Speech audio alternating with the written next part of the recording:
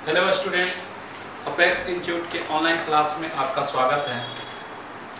हम लोग देखें कि एटॉमिक स्ट्रक्चर के बारे में पढ़ लिए। एटॉमिक स्ट्रक्चर के पढ़ने के बाद जो है उसका कुछ कंसेप्ट जो है जब हम लोग यहाँ पे पढ़ेंगे इलेक्ट्रिसिटी,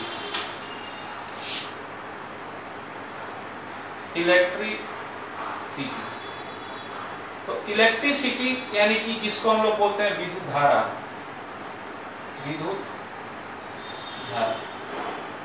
तो आपको इलेक्ट्रिसिटी समझने से पहले जो है आपको चार्ज का कंसेप्ट होना चाहिए। चार्ज के बारे में आपको जानकारी होना चाहिए कि चार्ज क्या होता है।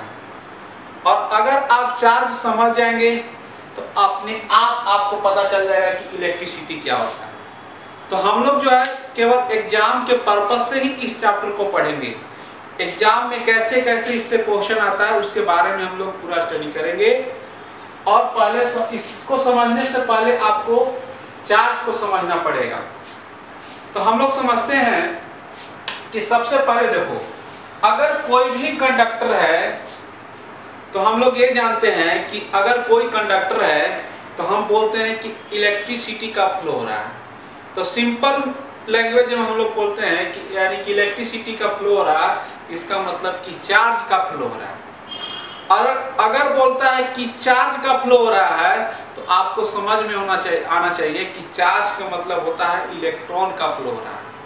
इलेक्ट्रॉन का फ्लो होने का मतलब है कि जो फ्री इलेक्ट्रॉन होता है उसका फ्लो हो रहा है।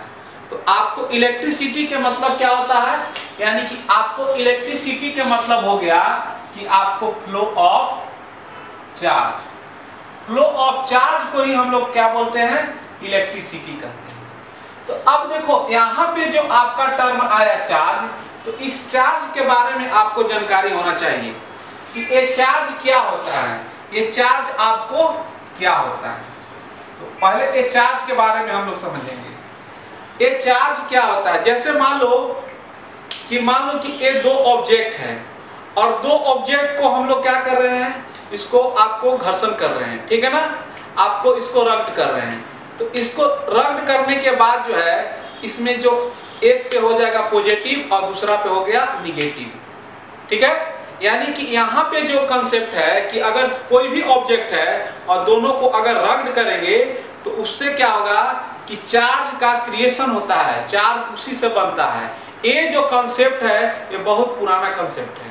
यानी कि कोई भी अगर दो ऑब्जेक्ट है तो दो ऑब्जेक्ट को हम लोग रब्ड करते हैं, घर्षण करते हैं, तो उससे जो है चार्ज का क्रिएशन होता है, वहां जो है आपको चार्ज बनेगा। जैसे ऐसे भी नॉर्मल कोई दो चीज को अगर हम लोग रब्ड करते हैं तो देखना कि दोनों ऑब्जेक्ट जो है जब ऐसे करते हैं तो वो क्या होता है, गर्म हो जाता है। कहने का मतलब कि जब रब्ड करेंगे तो मान लो कि एक यहाँ से जो इलेक्ट्रॉन है यहाँ इस पे कुछ आ जाएगा, तो यहाँ से इलेक्ट्रॉन इस पे आ जाएगा। तो एक ऑब्जेक्ट जिससे इलेक्ट्रॉन दूसरा पे गया, तो मान लो कि हम दो ए है और ए दो, मान लो सपोज है, ऐसे हम लोग मानते हैं, ठीक है, जनरल समझो। मान लो कि ए दो व्यक्ति है, एक मतलब दो ऑब्जेक्ट मान लो, अब ये दोनों को हम लोग रब्ड कर रहे हैं। तो रब्ड करने के मान लो कि एक इलेक्ट्रॉन यहाँ से यहाँ आ गया, ठीक है। तो यहाँ से यहाँ तक जो आ गया तो इससे इलेक्ट्रॉन मान लो कि यहाँ पे चला गया तो इस पे हो गया पॉजिटिव, और जिस पे गया उसको हम बोलते हैं निगेटिव। ये जो रब्ड जो हुआ इससे क्या हो गया, इलेक्ट्रॉन, इससे जो है आपको चार्ज का क्रिएशन होता है, चार्ज यही से बनता है। और ये जो क्रिएशन ऑफ चार्ज जो है इसको जो सबसे पहले जो दिया गया था वो बेंजामिन फ्रैंकलिन के बताया था। ये जो कंसेप्ट जो है ये सबसे पहले बेंजामिन फ्रैंकलिन बताया। तो क्वेश्चन में आएगा कि चार्ज का कंसेप्ट, तो बेंजामिन फ्रैंकलिन, ठीक है। लेकिन मॉडर्न कंसेप्ट जो हम लोग पढ़े हैं, अभी हम लोग एटॉमिक स्ट्रक्चर में पढ़े थे कि आपको एटम के बारे में पढ़े थे कि एटम क्या होता है। एटम के बारे में हम लोग देखे थे कि एटम क्या होता है, और आप ये पढ़े थे कि जो एटम होता है वो एटम क्या होता है कि जैसे मान लो कि हम बताए थे, आपको इस तरह से एटम बताए थे, ठीक है, आपको इस तरह से बताए थे, ये बताए थे आपको बताए थे ये जो बीच वाला भाग होता है वो बीच वाला भाग में प्रोटॉन और न्यूट्रॉन होता है, पॉजिटिव चार्ज होता है। और यहाँ पे देखो, यहाँ पे जो है ये बाहर में इलेक्ट्रॉन जो है ये घूम रहा है, ठीक है, ये इलेक्ट्रॉन क्या है, घूम रहा है। अगर इस पे हम लोग घर्षण करेंगे तो यहाँ से इलेक्ट्रॉन जो है रिमूव हो जाएगा। यहाँ से ये जो आउटर मोस्ट सेल है, जिसको हम लोग वैलेंस सेल बोलते हैं, जिसको वैलेंस जो आपको वैलेंसी होता है, वैलेंस इलेक्ट्रॉन होता है, तो इसको जो हम लोग रद्द करेंगे तो ये जो इलेक्ट्रॉन है, ये इलेक्ट्रॉन क्या होगा, ये इलेक्ट्रॉन जो है ये ट्रांसफर हो जाएगा। यानी कि ये जो इलेक्ट्रॉन है,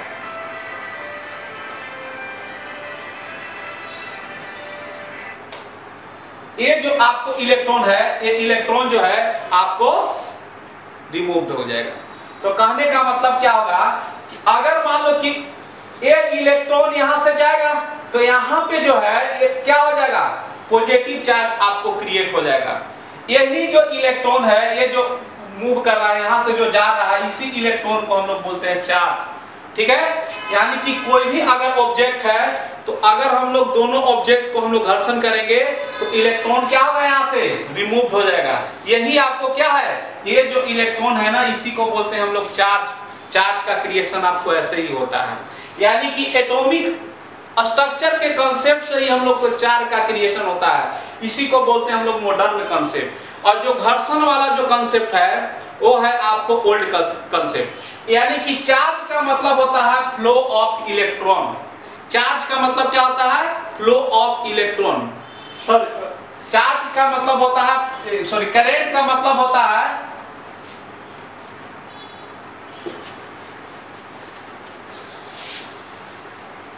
आपको करंट, इलेक्ट्रिसिटी का मतलब होता है फ्लो ऑफ चार्ज, या इसी को हम बोल सकते हैं flow of free electrons. Flow of free electrons कहने का मतलब क्या है कि अगर आपसे कोई पूछता है कि ये बताओ इलेक्ट्रिसिटी क्या होता है, तो आप बोलिएगा कि सर इलेक्ट्रिसिटी का मतलब होता है फ्लो ऑफ चार्ज, या इलेक्ट्रिसिटी का मतलब होता है फ्लो ऑफ इलेक्ट्रॉन। यानी कि अगर इलेक्ट्रॉन का फ्लो हो रहा है तो इलेक्ट्रॉन का फ्लो के मतलब क्या हो गया, आपको इलेक्ट्रॉन का फ्लो हो रहा है, यानी कि आपको चार्ज का फ्लो हो रहा है। चार्ज फ्लो हो रहा है यानी कि उस सर्किट से क्या हो रहा है, करंट का फ्लो होता है। तो कहने का मतलब कि अगर कोई आपसे पूछता है कि ये बताओ कि इलेक्ट्रिसिटी क्या होता है, तो आप बोलिएगा कि इलेक्ट्रिसिटी के मतलब होता है फ्लो ऑफ चार्ज। चार्ज को फ्लो होना, उसी को। अगर बोले कि ये चार्ज क्या होता है, तो आप बोलिएगा कि चार्ज का मतलब होता है फ्लो ऑफ फ्री इलेक्ट्रॉन। ये कहिएगा फ्लो ऑफ फ्री इलेक्ट्रॉन क्या होता है, तो आप उसको समझाइएगा कि जो एटम है, एटम के बाहर में इलेक्ट्रॉन होता है, बाहर में इलेक्ट्रॉन होता है। ये इलेक्ट्रॉन जो है इस पे जो है रिमूव्ड कर रहता है, बाहर ऑर्बिट में जो है इलेक्ट्रॉन मूव करता है। इसी इलेक्ट्रॉन को हम लोग बोलते हैं फ्री इलेक्ट्रॉन। फ्री इलेक्ट्रॉन के मतलब वो स्वतंत्र है, वो कहीं भी घूम सकता है। आप इसको क्या करेंगे, अब किसी से आप इसको अगर हम लोग रद्द करवाएंगे तो ये इलेक्ट्रॉन जो है यहाँ से रिमूव्ड हो जाएगा, यानी कि रिमूव्ड हो जाएगा, यानी कि फ्लो करने लगेगा। यानी कि यहाँ से कंसेप्ट जो है यही आपको फ्री इलेक्ट्रॉन होता है। तो आपको कहने का मतलब इलेक्ट्रिसिटी के मतलब होता है flow of charge, flow of charge का मतलब होता है फ्लो ऑफ फ्री इलेक्ट्रॉन्स। ठीक है, आपको समझ में आ गया कि इलेक्ट्रिसिटी का आप ये भी बोल सकते हैं कि फ्लो ऑफ चार्ज या फ्लो ऑफ फ्री इलेक्ट्रॉन। अब आपको क्वेश्चन में क्या बन सकता है वो ध्यान दो। आपसे क्वेश्चन में बन सकता है, बेसिक क्वेश्चन पूछ सकता है, ठीक है सर चार्ज के बारे में हम लोग पढ़ लिए, तो पता थोड़ा चार्ज के बारे में देख लेते हैं कि आपको चार्ज से क्वेश्चन क्या बन सकता है। तो आपको बोलेगा कि ठीक है चार्ज है, तो चार्ज आप पढ़े हैं कि चार्ज आप दो तरह से मान लीजिए, एक पॉजिटिव चार्ज हो गया और एक नेगेटिव चार्ज हो गया। अब यही पॉजिटिव चार्ज जो होता है, पॉजिटिव चार्ज को हम लोग जो है आपको जो एटॉमिक स्ट्रक्चर पढ़ाए थे, तो पॉजिटिव चार्ज को हम लोग बोल रहे थे प्रोटॉन। कितना नॉर्मल बात है। और नेगेटिव चार्ज को हम लोग बोल रहे थे आपको इलेक्ट्रॉन। यही चार्ज है, ठीक है, positive charge proton, negative charge electron. अब यहां पे समझो, आपको ये बताए थे कि ये जो प्रोटॉन और इलेक्ट्रॉन होता है इस पे चार्ज होता है 1.6 और 10 to the power minus 90 coulomb. अब इस पे यहाँ माइनस होता है 1.6 10 to the power minus 90 coulomb. यानी कि दोनों में क्या है, दोनों में आपको मैग्नीट्यूड सेम होता है, लेकिन अगर यहाँ पॉजिटिव चार्ज होगा तो प्लस और यहाँ निगेटिव चार्ज होगा तो माइनस। अच्छा, आगे कंसेप्ट देखो, आपको पूछ सकता है, ठीक है, आपको क्वेश्चन में आ गया कि ये बताओ कि आपको जो चार्ज होता है वो चार्ज का यूनिट बताओ, चार्ज का यूनिट क्या होता है। तो आप बोलिएगा कि चार्ज का कौन सा यूनिट, तो चार्ज का 2 यूनिट होगा। आपको यूनिट एंड डायमेंशन इसीलिए पढ़ाए थे कि आपको यूनिट एंड डायमेंशन में आपको बताए थे एसआई यूनिट और आपको बताए थे सीजीएस यूनिट। तो एसआई यूनिट जो होता है कूलम होता है, तो आपको यही याद करना है। यानी कि आपको जो चार्ज होगा, चार्ज का एसआई यूनिट जो होगा, एसआई यूनिट होगा, वो चार्ज का एसआई यूनिट क्या होगा बाबू, वो चार्ज का जो एसआई यूनिट होगा वो होगा कूलम। क्या हो गया, कूलम। चार्ज का एसआई यूनिट क्या हो गया, कूलम। अच्छा, क्वेश्चन एक और बन सकता है आपसे कि चार्ज का ठीक है एसआई यूनिट कूलम हो गया, ये कौन सा क्वांटिटी है, वेक्टर है कि स्केलर है। तो आप याद करना, ये जो होता है स्केलर क्वांटिटी होता है। कैसा होता है, स्केलर क्वांटिटी होता है। ये आपको होता है स्केलर क्वांटिटी, ये जो है आपको स्केलर क्वांटिटी होता है। ठीक है, तो आप यहाँ पे देख रहे हैं कि आप चार्ज के बारे में, इलेक्ट्रिसिटी हम लोग पढ़ रहे हैं, तो इलेक्ट्रिसिटी कंसेप्ट को समझने के लिए आपको चार्ज के बारे में जानकारी होना जरूरी है। अगर कहीं भी चार्ज फ्लो हो रहा है तो इसका मतलब कि आपको जो है करंट का फ्लो होगा। अगर फ्री इलेक्ट्रॉन हो रहा है यानी कि करंट का फ्लो हो रहा है। आप देखें कि चार्ज जो है पॉजिटिव चार्ज और निगेटिव चार्ज, ये पॉजिटिव चार्ज कितना होता है, तो 1.6 10 to the power minus 90 coulomb होता है। कहने का मतलब कि अगर आपका यहाँ पे देखें कि आपका जो पॉजिटिव चार्ज होता है वो 1.6 10 to the power minus 90 coulomb होता है और निगेटिव चार्ज जो होता है वो माइनस में 1.6 10 टू द पावर 19 कूलम होता है। अब यहाँ पे देखें कि यहाँ पे देखें कि चार्ज जो होता है, आपको चार्ज का जो एसआई यूनिट होता है वो आपको कूलम होता है और चार्ज जो होता है आपको स्केलर क्वांटिटी है। ये चीज हम लोग देखें। आगे देखो, ये छोटा सा प्रॉपर्टी है वो भी आपको याद रखना जरूरी है। जैसे मान लो कि अगर कोई दो सेम नेचर का व्यक्ति रहता है तो उसको आपस में कभी पटता नहीं है, कभी मेल नहीं खाता है। ठीक है, बात समझो, जनरल लाइफ है, जनरल लाइफ से रिलेटेड क्वेश्चन है, बात समझो। जैसे मान लो कि अगर सेम चार्ज रहेगा, सेम चार्ज सेम नेचर, कहने का मतलब क्या, अगर पॉजिटिव है और पॉजिटिव है, दोनों क्या है, सेम नेचर का। यानी कि दोनों अगर सेम नेचर के रहेगा तो दोनों हमेशा क्या करेगा, रिपेल करेगा, रिपेल या रिपल्सन। ठीक है, एक दूसरे से क्या होगा, दूर भागेगा, रिपेल करेगा। अच्छा, अगर अपोजिट सेम चार्ज रहेगा, अगर अपोजिट चार्ज रहेगा, अपोजिट चार्ज के मतलब क्या होता है बाबू, एक आपको पॉजिटिव रहेगा और दूसरा आपको निगेटिव रहेगा। ठीक है, आपको एक पॉजिटिव और दूसरा निगेटिव, तो वो क्या करेगा, अट्रैक्ट करेगा,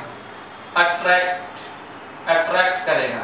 ठीक है, मतलब एक दूसरे के और क्या होगा, अट्रैक्ट हो जाएगा। ठीक है, तो कहने का मतलब है कि आप चार्ज के बारे में देखें कि चार्ज का जो प्रॉपर्टी होता है, वो प्रॉपर्टी जो होता है आपको एक हम बता देंगे कि चार्ज जो होता है वो चार्ज क्या होगा, सेम चार्ज रहेगा ना तो बाबू क्या करेगा, हमेशा क्या करेगा, रिपेल करेगा, एक दूसरे से दूर भागेगा। ये यहाँ है ना, दोनों सेम चार्ज है, ये पॉजिटिव है और ये पॉजिटिव है, तो ये ऐसे नहीं आएगा, ये इधर जाएगा तो ये इधर जाएगा। अगर यहाँ पॉजिटिव है और यहाँ निगेटिव है तो ये क्या करेगा, यहाँ पे आ जाएगा। ठीक है, अच्छा, दूसरी बात, जब हम लोग नॉर्मल चीज है कि जैसे मान लो कि घर में हम लोग कोई चीज वायरिंग करते हैं तो ऐसा थोड़ी है कि प्लस को प्लस में सटा देंगे, ऐसा नहीं करते हैं। पॉजिटिव एक रहता है तो दूसरा क्या रहता है, निगेटिव। तो पॉजिटिव और निगेटिव जब हम लोग ऐड करते हैं, जब कनेक्शन करते हैं पॉजिटिव और निगेटिव, तब आपको जो करंट है आपको सर्किट में क्या करेगा, फ्लो करेगा, ऐसे नहीं खुलेगा। बात समझे यहाँ पे? तो कहने का मतलब ये क्या है, ये चार्ज का प्रॉपर्टी है कि अगर सेम चार्ज रहेगा तो सेम चार्ज रहेगा तो आपको क्या करेगा, सेम चार्ज रहेगा तो बता दिया आपको रिपेल करेगा, अपोजिट रहेगा। अच्छा दूसरी बात देखो, एक क्या होता है कि कभी भी चार्ज रहता है, किसी भी ऑब्जेक्ट पे अगर चार्ज लिखना है तो वो कभी भी फ्रैक्शन में हम लोग नहीं लिखते हैं। फ्रैक्शन के मतलब कहीं भी चार्ज ऐसे नहीं बोल सकते हैं कि A पे 2/3 चार्ज है, ठीक है, A जो है A पे 2/3 चार्ज है, A पे 5/-5/2 चार्ज है, ये कभी नहीं ऐसे पढ़ते हैं। यानी कि चार्ज जो होता है वो चार्ज जो है कभी आपको फ्रैक्शन में नहीं होगा, कभी फ्रैक्शन में नहीं होगा। फ्रैक्शन के मतलब आपको पता है, मैथ में पढ़े होंगे 1/2, 3/2 या 5/2, इस तरह से फ्रैक्शन में नहीं होगा, ठीक है। आपको कब हमेशा जो चार्ज रहता है वो इंटीजर मल्टीपल में रहता है। इंटीजर के मतलब 2 कूलम, 3 कूलम, 4 कूलम, 5 कूलम, इस तरह से आपको जो है किसी भी ऑब्जेक्ट पे जो है आपको चार्ज रहता है। कहने का मतलब क्या हो गया कि चार्ज किसी भी ऑब्जेक्ट पे चार्ज रहेगा वो आपको कभी भी फ्रैक्शन में नहीं रहेगा। कैसा होगा, इंटीजर में। हाँ, +2 हो सकता है, -2 हो सकता है, +5 हो सकता है, -5 हो सकता है, लेकिन आपको कभी भी चार्ज जो है आपको किस में नहीं होगा बाबू, तो फ्रैक्शन में नहीं होगा। इसी को बोलते हैं क्वांटाइजेशन। क्वांटाइजेशन बोलने में कितना पता नहीं चला क्वांटाइजेशन, लेकिन क्वांटाइजेशन का मतलब हो गया कि कोई भी अगर चार्ज रहता है वो फ्रैक्शन में नहीं होता है, वो मल्टीपल में होता है। तो यहाँ देखो, यानी कि यहाँ पे क्वांटाइजेशन ऑफ चार्ज, इसको इसका मीनिंग समझ गए होंगे आप लोग। क्वांटाइजेशन, क्वांटाइजेशन ऑफ चार्ज का मतलब आप लोग समझ गए कि कोई भी चार्ज रहेगा वो आपको किस में रहेगा, आपको जो होगा इंटीग्रल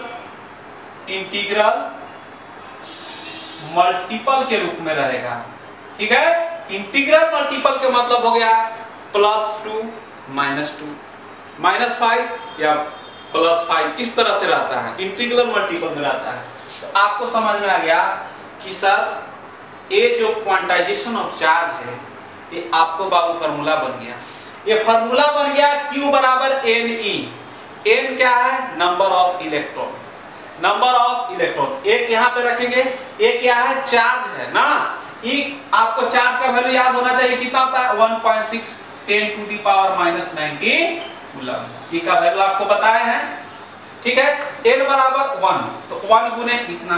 अगर 2 दिया हुआ है, नंबर ऑफ इलेक्ट्रॉन 2 है, तो 2 गुना आपको कितना होगा 1.6 × 10⁻⁻90 कूलम। अगर 3 है तो 3 गुना 1.6 × 10⁻⁻90 कूलम। तो ये जो होता है वो क्वांटाइजेशन ऑफ चार्ज। तो ये भी फार्मूला जो है एग्जाम में आता है, कई बार जो है न्यूमेरिकल, बेसिक न्यूमेरिकल जो है क्वेश्चन यहाँ से बन जाता है। इसलिए आपको हम ये थोड़ा सा कंसेप्ट जो है ये बता दिए कि क्वांटाइजेशन ऑफ चार्ज क्या होता है, क्योंकि ये जो है आपको 10th या 9th में पढ़ना है। तो जनरल साइंस कभी भी एग्जाम में आता है तो आपको बता रहे हैं कि +2 का लेवल थोड़ा सा ऊपर जाना है, 10th से थोड़ा सा हल्का ऊपर, नहीं तो ये सारा चीज जो है 10th, 9th, 8th का ही रहता है। तो हम जो ले गए थोड़ा सा ऊपर, क्वांटाइजेशन ऑफ चार्ज नहीं दिया रहता वहाँ पे, वहाँ Q बराबर AB दिया हुआ है, तो ये आपको बता दिए। तो आपको जो क्वेश्चन जो बनेगा चार्ज से, वो इलेक्ट्रिसिटी से जब क्वेश्चन बनेगा तो आपको चार्ज से भी बनेगा। क्यों? क्योंकि अगर चार्ज फ्लो होगा, चार्ज का मूवमेंट होगा, तभी आपको किसी भी सर्किट से करंट फ्लो होगा। सर्किट के मतलब आप लोग जानते हैं सर्किट क्या होता है, यानी कि कंडक्टर, कोई भी सर्किट है या कोई भी कंडक्टर है तभी आपको चार्ज फ्लो होगा, तभी आपको करंट फ्लो होगा। अब यहाँ पे देख लो, हम लोग यहाँ पे पढ़े कि सर आप तो चार्ज पढ़ा दिए, अब जब चार्ज का कंसेप्ट हम लोग समझ लिए तो अब आपको थोड़ा सा यहाँ देखो, हम लोग पढ़े थे अभी इलेक्ट्रिसिटी। इलेक्ट्रिसिटी के मतलब होता है फ्लो ऑफ चार्ज, ठीक है, फ्लो ऑफ चार्ज, या आपको flow of free electrons, free electrons, electrons, यही होता है, ठीक है। अब थोड़ा सा कंसेप्ट यहां समझना है कि जब हम लोग इलेक्ट्रिसिटी पढ़ रहे हैं, इलेक्ट्रिसिटी यानी कि विद्युत धारा जब हम लोग पढ़ रहे हैं, तो इलेक्ट्रिसिटी जब पढ़ रहे हैं तो इसके बारे में जानना जरूरी है कि इलेक्ट्रिसिटी का जो है वो कौन सा क्वांटिटी है। तो आप बोलोगे सर इलेक्ट्रिसिटी जो होता है स्केलर क्वांटिटी होता है। कौन सा क्वांटिटी होता है? स्केलर क्वांटिटी होता है। एग्जाम में नहीं मार देना कि वेक्टर क्वांटिटी होता है। आपको पूछेगा कि सर इलेक्ट्रिसिटी का जो होता है एसआई यूनिट क्या होता है, तो आप बोलिएगा कि इलेक्ट्रिसिटी का जो एसआई यूनिट होता है वो होता है आपको एम्पियर। क्या होता है? आपको एम्पियर होता है। ये बात समझ में आ गया कि इलेक्ट्रिसिटी का मतलब क्या होता है आपको? इलेक्ट्रिसिटी का मतलब होता है, इलेक्ट्रिसिटी के बता दी कि क्या मतलब होता है इलेक्ट्रिसिटी का जो कौन सा क्वांटिटी है स्केलर। इस तरह से ये ऑब्जेक्टिव क्वेश्चन बनता है। आपको ज्यादा थ्योरेटिकल पार्ट नहीं, ऑब्जेक्टिव क्वेश्चन बनेगा तो इसी तरह से क्वेश्चन बनेगा, इसलिए इसी टाइप में पढ़ना चाहिए। इलेक्ट्रिसिटी फ्लो ऑफ चार्ज, आपको उधर चार्ज के बारे में बता दिए, आपको electricity scalar quantity, electricity SI unit, ठीक है। अब यहाँ पे समझ लो एक फार्मूला जो होता है, ये बाबू पढ़े होंगे, Q बराबर I और T। Q बराबर क्या होता है? IT। I का मतलब होता है, यहाँ नीचे ले लाओ, तो Q बाय, अगर कोई भी सर्किट है और उस सर्किट में अगर चार्ज 1 सेकेंड में कितना फ्लो हो रहा है, कोई भी सर्किट में अगर चार्ज पर सेकेंड कितना फ्लो हो रहा है, उसी को बोलते हैं हम लोग, आपको क्या बोलेंगे? करंट बोलेंगे, ठीक है। यानी कि फ्लो ऑफ चार्ज पर सेकेंड, तो हम लोग क्या बोलेंगे? आपको करंट। ये फॉर्मूला है, तो इससे भी क्वेश्चन आ जाता है कि अगर चार्ज दे देगा और टाइम दे देगा, ठीक है, तो अगर चार्ज दे दिया, टाइम दे दिया, करंट निकालने के लिए दे दिया, तो आप निकालेंगे Q बराबर IT। अब देखो, अगर मान लो कि आपको दे दिया सिंपल चार्ज, हम लोग देख रहे हैं यहाँ पे कि जो करंट होता है या Q बराबर जो होता था, Q बराबर, वो Q बराबर क्या होता है? I into T। Q बराबर जो होता है I इंटू T। ये क्या होता था? Q, आपको कोई भी ऑब्जेक्ट है उस पर निकालना है कि टोटल चार्ज कितना होगा, तो हम लोग क्या लगाएंगे? एक Q बराबर I इंटू T, या इसी को हम लोग लिख सकते हैं कि I equal to Q upon T। यानी कि कोई भी ऑब्जेक्ट है या कोई आपके पास कंडक्टर है, तो उस कंडक्टर में जो है जो चार्ज जो फ्लो हो रहा है, तो 1 सेकेंड में कितना चार्ज फ्लो हो रहा है, उसी को हम लोग क्या बोलेंगे? Electric current. यानी कि आप पहले भी बता चुके हैं कि फ्लो ऑफ इलेक्ट्रिक चार्ज को ही हम लोग आपको करंट कहते हैं। तो ये जो एक्सप्रेशन है ये आपको याद करना है, इससे क्वेश्चन जो है आ जाता है आपको। यानी कि I बराबर Q बाई T। Q क्या है? आपको पता है कि Q जो है आपको चार्ज है। Q क्या है? आपको Q है चार्ज। ये चार्ज कभी भी हम लोग लिखेंगे, कभी भी हम लोग अगर यूनिट लेते हैं तो आपको बताए थे कि Q जो होना चाहिए, आपको इसका SI यूनिट बताए हैं। SI यूनिट जो होता है, SI यूनिट जो चार्ज के बताए हैं, वो बताए हैं आपको कूलम, ठीक है। और आपको टाइम का जो SI यूनिट बताए थे, वो टाइम का SI यूनिट जो होता है वो पता ही है आपको, क्या होता है? सेकेंड। तो यहां से आपको जो क्वेश्चन है वो न्यूमेरिकल भी बनता है, मतलब कि इजी क्वेश्चन भी आ सकता है आपको। जैसे मान लो कि आपको दे दिया, चार्ज दे दिया, आपको मान लो कि चार्ज दे दिया है आपको 6 कूलम, और टाइम दे दिया आपको, मान लो कि हम लिख दिए यहां पे 10, आपको 10 यहां पे लिख दिए हम लोग 10 मिनट्स, ठीक है 10 मिनट्स। आपको बोलेगा कि ये बताओ आई का वैल्यू कितना होगा, यानी कि इलेक्ट्रिक करंट का वैल्यू कितना होगा, तो आप कैसे निकालोगे? तो आपको पता है कि आई बराबर क्या होता है, आई बराबर होता है Q अपॉन टी, आई बराबर होता है Q बाई टी। तो यहां पे देखो, यहां जो आपको चार्ज है वो चार्ज तो आपको कूलम में है, यानी कि आप जो यहां पे जो चार्ज है वो चार्ज किस में है, तो आप बोलोगे कि सर चार्ज जो है कूलम में है, लेकिन यहां जो टाइम है सर वो टाइम आपको सेकेंड में होना चाहिए, जो कि किस में है, मिनट में है। तो ये जो टाइम आपका मिनट में है, इस टाइम को जो है पहले हम लोग एसआई यूनिट में कन्वर्ट करते हैं। अगर यहाँ एसआई यूनिट कूलम है तो यहाँ कूलम है, तो यहाँ क्या होना चाहिए, सेकेंड होना चाहिए। तो हम लोग क्या करेंगे कि ये 10 मिनट है तो इसको सेकेंड में बदलेंगे। तो सेकेंड में बदलने के लिए हम लोग क्या करेंगे, इसमें 60 से मल्टीप्लाई करेंगे, यानी कि 10 हो जाएगा और गुना कितना हो जाएगा आपको, ये 60 हो गया, ठीक है। अब क्या करेंगे कि वैल्यू जो है यहां पुट कर देंगे, आई बराबर हो जाएगा Q अपॉन टी। तो Q कितना है आपको 6, और अपॉन कितना हो गया आपको 600, डिवाइड कर देंगे हम लोग, यानी कि आपको हो गया 6 और अपॉन कितना हो गया 600। तो यहां पे देखो कैंसिल हो गया, तो कितना हो गया आपको 1 बाई हो गया 100, और यहां पे लिखेंगे 0.01। और आपको जो यूनिट होता है, आपको जो यूनिट होगा वो आपको पता है कि यूनिट जो होता है इलेक्ट्रिक करंट का यूनिट क्या होता है बाबू, एम्पियर। तो यहां पे एम्पियर लिख देंगे, यानी कि आपको जो इस तरह से क्वेश्चन जो है एग्जाम में देखने के लिए मिलता है। अगर इजी क्वेश्चन आएगा तो आपको इस तरह से भी आपको बनता है। मान लो कि अगर एक क्वेश्चन जो है इसको हम लोग थोड़ा सा चेंज कर रहे हैं, बात समझो। जैसे मान लो कि ए आपका क्वेश्चन है, ए हम लिख दिए यहां पे, आपको हम लिख दिए माइक्रो, ठीक है, यहां क्या लिख दिए, माइक्रो लिख दिए, ठीक है, यहां माइक्रो कूलम लिख दिए। अगर हम बोलेंगे कि अब बताओ करंट का वैल्यू क्या होगा, तो हम लोग क्या करेंगे, आपको बताए थे कि माइक्रो के मतलब क्या होता है, माइक्रो के मतलब होता है 10 टू द पावर -6, और आपको ये भी बताए थे कि नैनो के मतलब होता है 10 टू द पावर -9।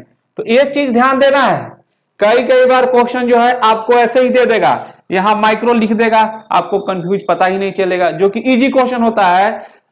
फिजिक्स का पहला जो चैप्टर है यूनिट एंड डायमेंशन, उसी का यूज जो है आगे होते रहता है, ठीक है। तो यहां पे हम लोग क्या करेंगे, यहां माइक्रो कूलम है तो यहां क्या करेंगे 6, और माइक्रो के मतलब होता है 10 टू द पावर -6। तो यहां क्या लिखेंगे बाबू, 10 टू द पावर -6 हो गया। अब एक कूलम, अब क्या करेंगे, अब यहां पे थोड़ा सा चेंज कर देंगे यहां पे, तो आई बराबर हो जाएगा आपको Q के जगह पर 6 इंटू 10 टू द पावर -6, और T कितना है, तो T हो गया आपको 600 हो गया, ठीक है।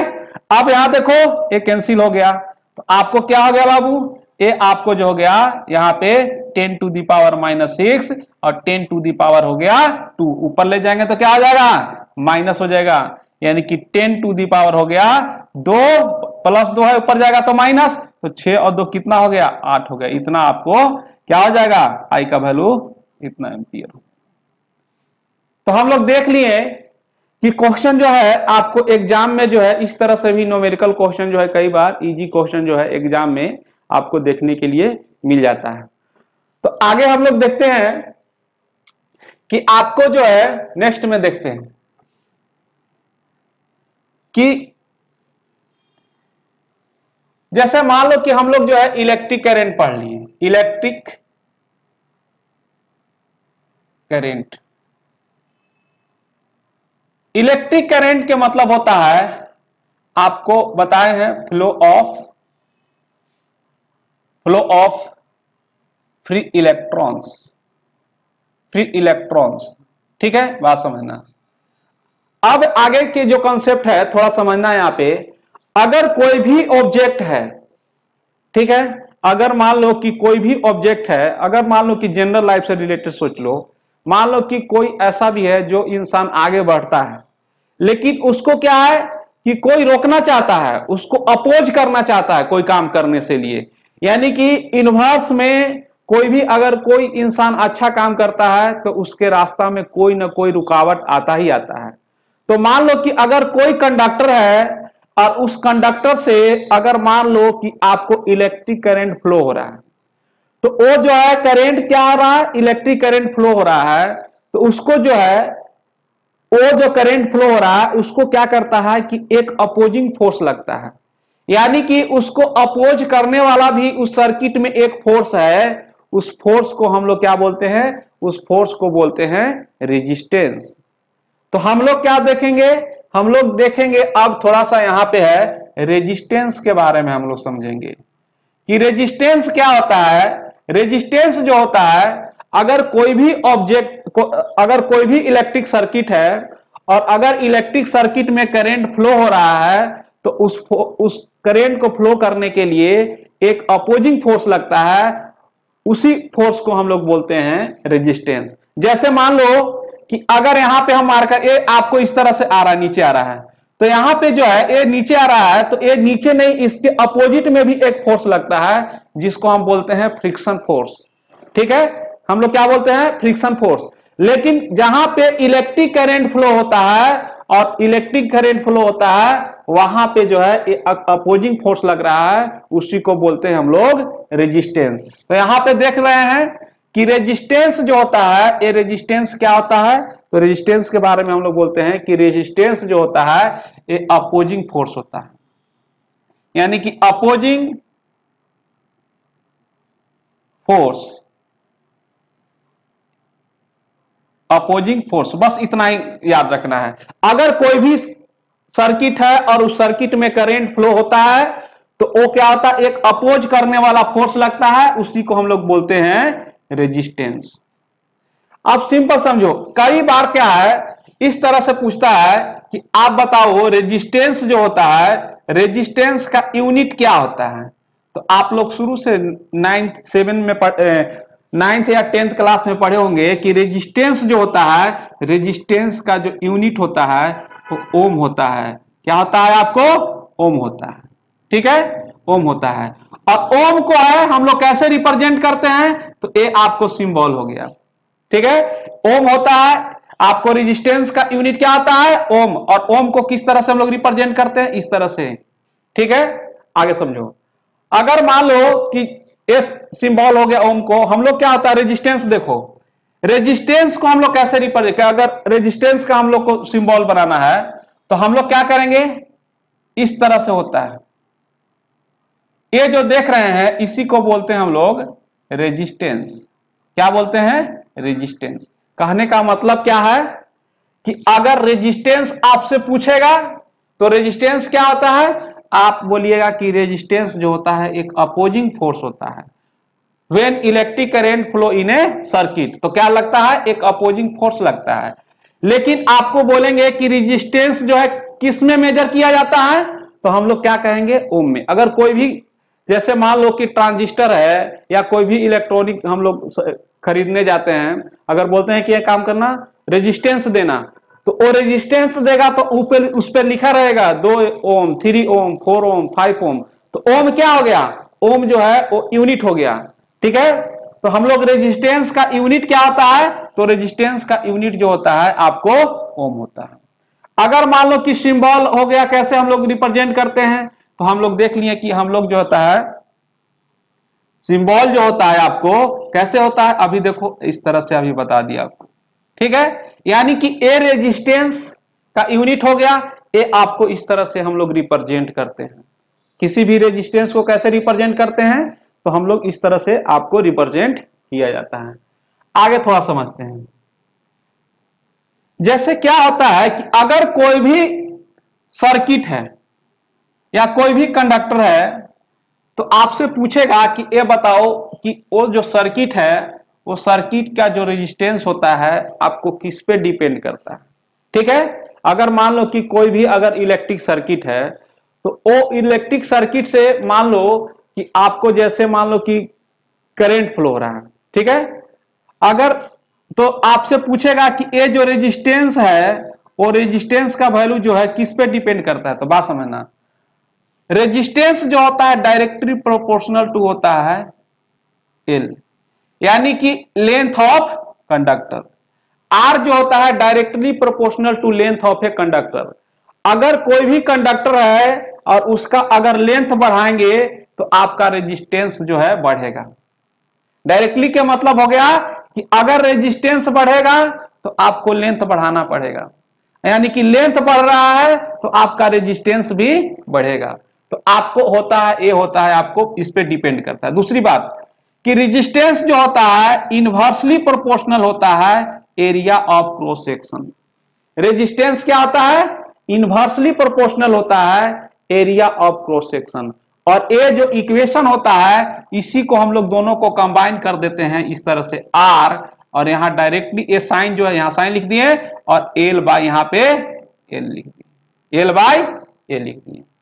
ये जो यहां पे जो प्रोपोर्शनल है इसको हटाने के लिए हम लोग इस तरह से लिखते हैं, इसको रो बोलते हैं एल बाय ए, यानी कि ए जो हो गया आपको इक्वेशन हो गया।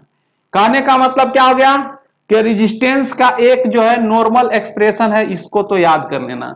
कई बार आपको रिलेशन आ जाता है कि आर बराबर क्या होता है, तो आर बराबर होता है रो एल बाय ए, यानी कि कोई भी अगर कंडक्टर है और अगर कंडक्टर का लेंथ बढ़ाएंगे तो आपको रेजिस्टेंस बढ़ेगा। अगर एरिया ऑफ क्रॉस सेक्शन को घटाएंगे, इसको घटाएंगे, एरिया ऑफ क्रॉस सेक्शन को घटाएंगे तो आपका जो रेजिस्टेंस क्या होगा, आपको बढ़ेगा। और इसको अगर एरिया ऑफ क्रॉस सेक्शन को बढ़ाएंगे तो ये रेजिस्टेंस क्या होगा, आपको घटेगा। यानी कि जो रेजिस्टेंस जो होता है और एरिया ऑफ क्रॉस सेक्शन जो होता है आपको दोनों क्या होता है, inversely proportional. Area of cross section का मतलब क्या होता है, जैसे मान लो कि ए पेन है तो ए वाला जो पोर्शन है इसी को बोलते हैं हम लोग एरिया ऑफ क्रॉस सेक्शन। अगर एरिया ऑफ क्रॉस सेक्शन को हम लोग क्या करेंगे, बढ़ाएंगे, तो एक कंडक्टर का जो रेजिस्टेंस है क्या होगा, इसको बढ़ाएंगे तो रेजिस्टेंस क्या होगा, आपको घट जाएगा। एरिया ऑफ क्रॉस सेक्शन बढ़ेगा तो आपको रेजिस्टेंस जो है किसी भी कंडक्टर का आपको घट जाता है। तो कहने का मतलब है कि आपको जो ए रेजिस्टेंस है किस पे डिपेंड करता है, तो आपको बता दिए एल और ए पे। रो को क्या बोलते हैं, ये जो प्रोपोर्शनैलिटी है, यानी कि इस साइन को हटाकर ये प्रोपोर्शनैलिटी जो साइन देख रहे हैं इसी को हटा के हम लोग रो लिख दिए। यहां प्रोपोर्शनल था, इसको यहां पे चेंज करके क्या लिख दिए, तो यहां पे रो लिख दिए हैं। इस रो को ही हम लोग क्या बोलते हैं, रेजिस्टिविटी बोलते हैं, रेजिस्टिविटी बोलते हैं, रेजिस्टिविटी बोलते हैं। तो कहने का मतलब है आपको पता, कोई अगर पूछ दे कि ये बताओ, क्वेश्चन में क्या आएगा, आपको इसी तरह से आता है न्यूमेरिकल, कभी ये आपको डाटा दे देगा, इस तरह से दे देगा आपको डायरेक्ट कि आर बराबर रो एल बाई ए, कौन सा इक्वेशन सही है। आपको बोल देगा कि आपको resistance of a conductor depend upon, तो ए लेंथ हो गया, आपको एरिया ऑफ क्रॉस सेक्शन हो गया। इस तरह से हम लोग देख लिए। आगे देखते हैं, जैसे एक नॉर्मल क्वेश्चन है वो शायद आप लोग जानते होंगे, जैसे हम लोग पढ़ते हैं ओम्स लॉ। ओम्स लॉ के बारे में हम लोग पढ़ते हैं, ओम्स लॉ, ओम्स लॉ। ओम का नियम जो है क्या करता है, तो साइमन ओम जो है बताया था, क्या बताया था, बात समझो। अगर कोई भी सर्किट है तो वो सर्किट का वोल्टेज जो होता है V जो होता है वो डायरेक्टली प्रोपोर्शनल होता है I, यानी कि जितना आप वोल्टेज बढ़ाइएगा, अगर वोल्टेज बढ़ेगा तो उस सर्किट से करंट भी आपको बढ़ेगा। जितना अमाउंट में वोल्टेज बढ़ाएंगे आपको उतना ही अमाउंट में आपको करंट भी बढ़ेगा। एक और बताया था, ओम्स लॉ के अनुसार है कि V जो है डायरेक्टली प्रोपोर्शनल होता है I। V जो होता है डायरेक्टली प्रोपोर्शनल क्या होता है, आपको I को। और इस प्रोपोर्शनैलिटी को हटाने के लिए हम कांस्टेंट देते हैं जिसको हम लोग R बोलते हैं, जो हम लोग ऊपर में देख लिए। ये V बराबर क्या हो गया, IR। तो यही जो R था इसको हम लोग बोलते हैं प्रोपोर्शनल कांस्टेंट बोलते हैं। R को क्या बोलते हैं, प्रोपोर्शनल कांस्टेंट। ये जो R को प्रोपोर्शनल कांस्टेंट बोलते हैं और इसी R को हम लोग क्या बोलते हैं, रेजिस्टेंस बोलते हैं। इसी आर को क्या बोलते हैं हम लोग? रेजिस्टेंस बोलते हैं। तो यहां से जो है आपको ओम्स लॉ क्या बोलेगा कि ओम्स लॉ क्या होगा? सिंपल ही है, तो आप क्या बोलोगे? V directly proportional to I। यानी कि अगर जैसे मान लो कि इस तरह से हम लिखे हुए, बात समझना है, यहाँ पे ए आपका वोल्टेज है और ए आपका करंट है, और इस तरह से हम लिख दिए। यहां पे आपको क्वेश्चन ऐसे भी बनता है, बात समझना है। क्वेश्चन कैसे बनेगा ध्यान देना है थोड़ा सा। यहां पे आपसे बोलेगा कि जो ओम्स लॉ होता है, ओम्स लॉ में वोल्टेज, ओम्स लॉ में वोल्टेज और जो करंट का जो ग्राफ होता है वो कैसा होता है। तो आप ओम्स लॉ में वोल्टेज और करंट का जो ग्राफ होता है वो कैसा होता है? लीनियर होता है। क्या क्या होता है? लीनियर होता है। तो कभी कभी तो ऐसे भी पूछ सकता है कि आपको कि वोल्टेज ओम्स लॉ में जो V और I के बीच में ग्राफ जो होता है कैसा होता है? लीनियर होता है कि नॉन लीनियर होता है? ठीक है, लीनियर का मतलब क्या हो गया? देखो ये जो ग्राफ है आपको ओरिजिन से पास करा हुआ स्ट्रेट जा रहा है, यानी कि यहां पे देखो, अगर यहां पे हम लोग वोल्टेज को बढ़ा रहे हैं, अगर यहां 1 वोल्ट है तो यहां पर भी करंट बढ़ रहा है, यानी कि दोनों क्या आ रहा है? डायरेक्टली प्रोपोर्शनल होता है। लीनियर का मतलब अगर एक को बढ़ा रहे हैं तो दूसरा भी बढ़ रहा है। यही आपको जो है क्वेश्चन यहां से बन सकता है, ऑब्जेक्टिव क्वेश्चन, कि आपको V और I का बीच को जो ग्राफ होता है कैसा होता है? तो आप बोलिएगा लीनियर होता है। और दूसरी बात, अगर मान लो V और I है, इस तरह से हम बना रहे हैं, यानी कि आप समझ में आ गया होगा कि आपको क्वेश्चन कहां से आएगा। तो आपको ओम्स लॉ पूछेगा तो ओम्स लॉ क्या बोलेंगे? V directly proportional to I। और वोल्टेज और करंट का बीच का ग्राफ कैसा होता है? तो आप बोलिएगा कि वोल्टेज और करंट का जो बीच का जो ग्राफ होता है वो कैसा होता है? लीनियर होता है। और इसी प्रोपोर्शनलिटी को हटाने के लिए हम R देते हैं, जिसको रेजिस्टेंस बोलते हैं, और आपको पीछे बता दें कि रेजिस्टेंस आपको क्या होता है। और यहां पे पता चल गया। देखो अगर मान लो कि इस तरह से हम बना दिए, ठीक है, और एक इस तरह से देखो, यहां से ऐसे हो गया, ऐसे हो गया, इस तरह से ऐसे बढ़ गया, ठीक है। तो ये जो ग्राफ है ना बाबू, इस ग्राफ को हम बोलते हैं नॉन लीनियर। इस ग्राफ को क्या बोलते हैं? जैसे मान लो कि इस तरह से हम लिख दिए हैं, तो ये ग्राफ है और ये ग्राफ है, तो इसको क्या बोलेंगे? नॉन लीनियर, ठीक है। यानी कि ओम्स लॉ जो होता है, एक होता है जो आपको ओम्स लॉ को फ्लो करता है, उसको बोलते हैं ओमिक कंडक्टर, और दो, यानी कि कहने का मतलब यहां पे इसके अनुसार भी जो है कंडक्टर को डिवाइड किया हुआ है। कंडक्टर के इसके अनुसार भी आपको डिवाइड किया हुआ है। एक होता है ओमिक कंडक्टर और दूसरा होता है नॉन ओमिक कंडक्टर। तो ओमिक कंडक्टर के मतलब क्या हो गया? आपको ओमिक कंडक्टर के मतलब होता है वैसा कंडक्टर या those conductor which flow the Ohm's law, यानी कि जो कंडक्टर ओम्स लॉ को फ्लो करेगा उसको बोलेंगे ओमिक कंडक्टर, और जो कंडक्टर ओम्स लॉ को फ्लो नहीं करेगा उसको बोलेंगे हम लोग नॉन ओमिक कंडक्टर। तो कैसे फ्लो करेगा? तो कभी भी जो ग्राफ होगा, जिसका ग्राफ आपको लीनियर होगा वो हो गया आपको ओमिक कंडक्टर, और जिसका ग्राफ आपको नॉन लीनियर हो गया वो हो गया नॉन ओमिक कंडक्टर। तो आपको केवल इतना ही आपको याद रखना है कि ओमिक और नॉन ओमिक क्या होता है।